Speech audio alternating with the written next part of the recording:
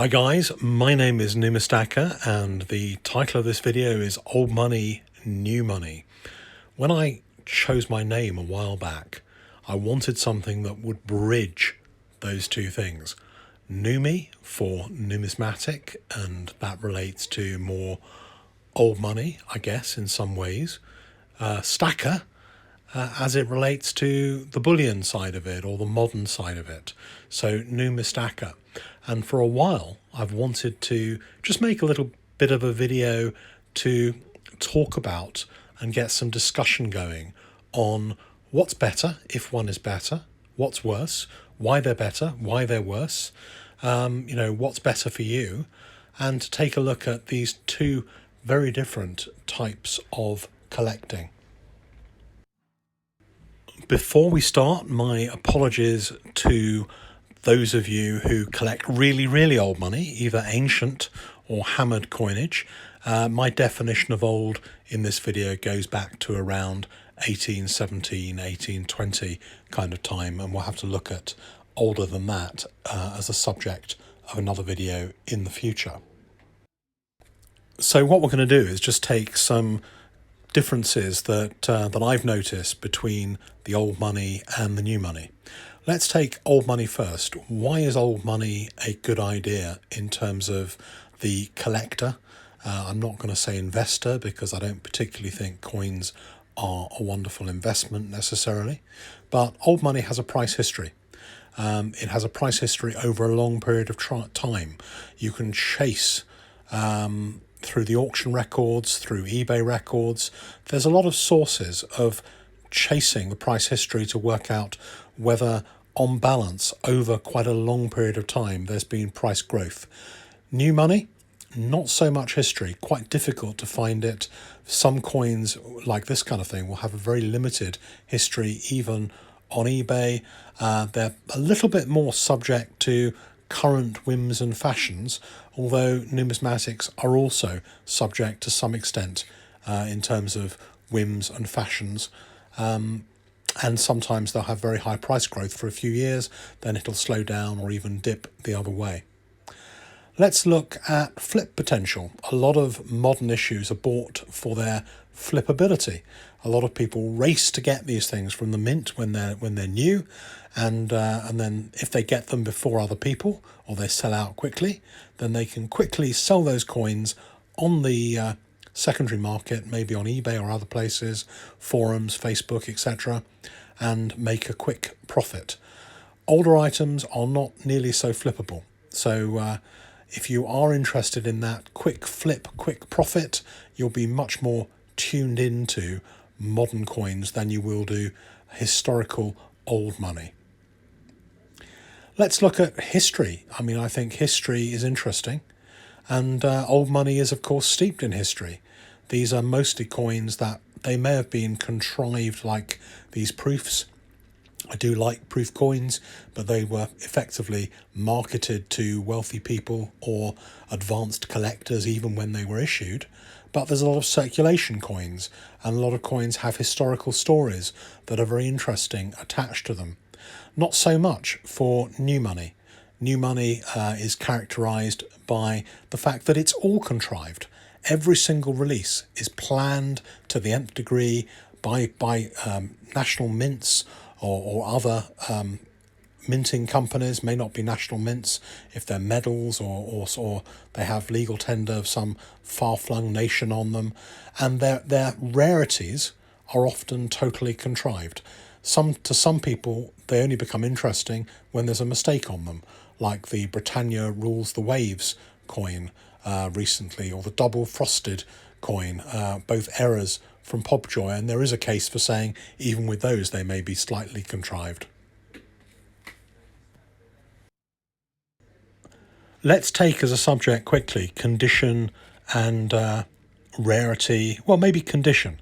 For example, old money, everyone is chasing very, very tiny, very, very, I suppose, anally perceived differences between conditions or strike or desirability of coins.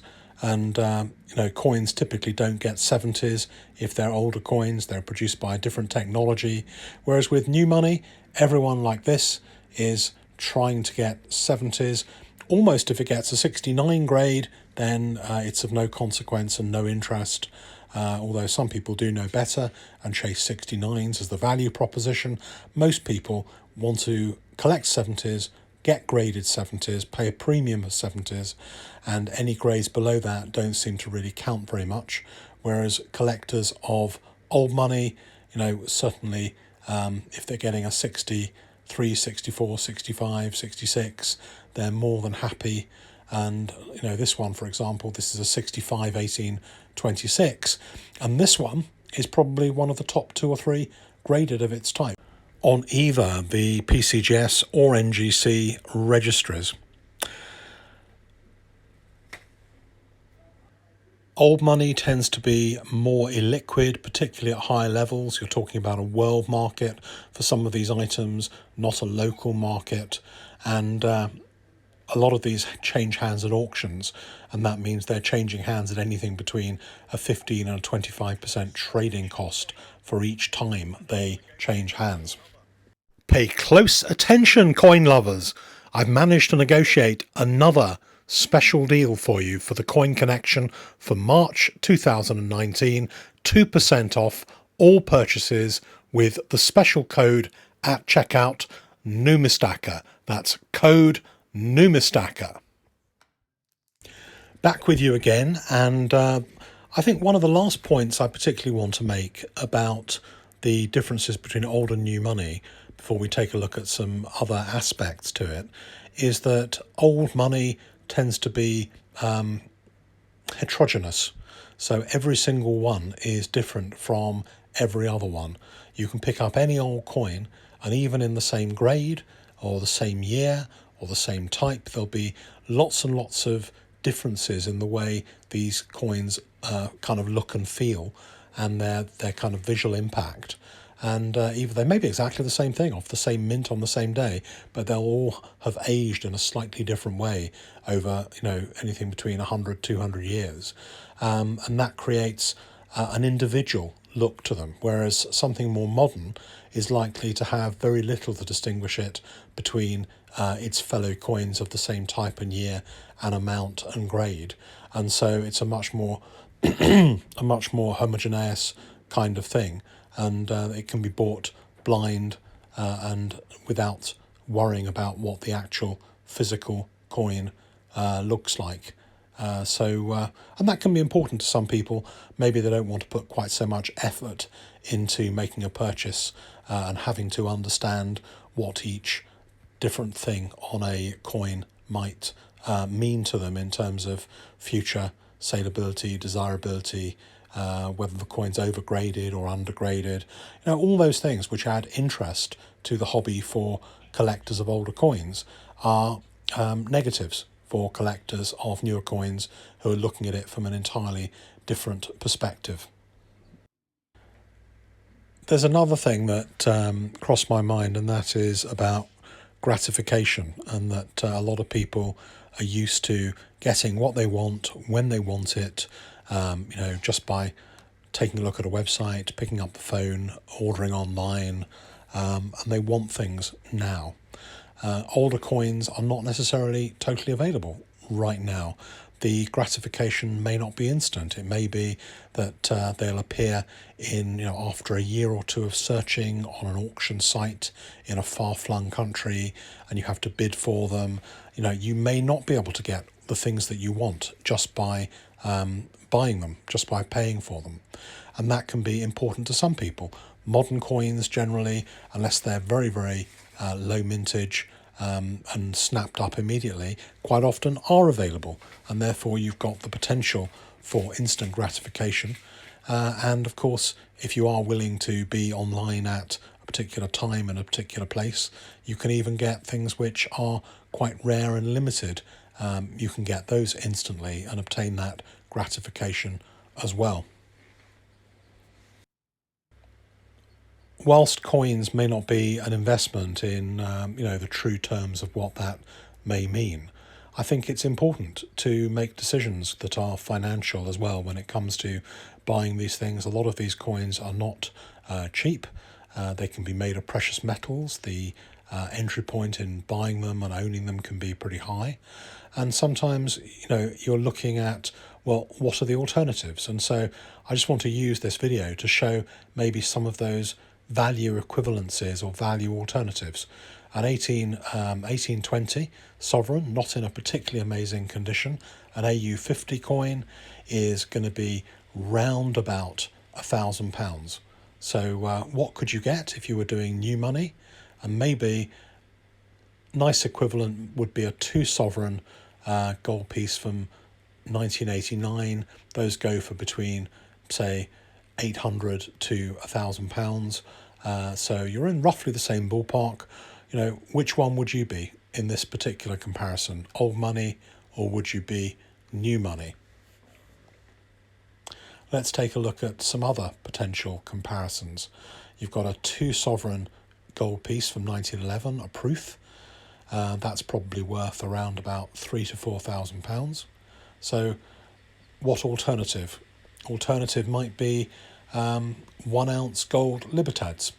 I don't know, on balance, you probably have to pay round about the same money for those 2 gold libertads as you do for the 2 sovereign 1911.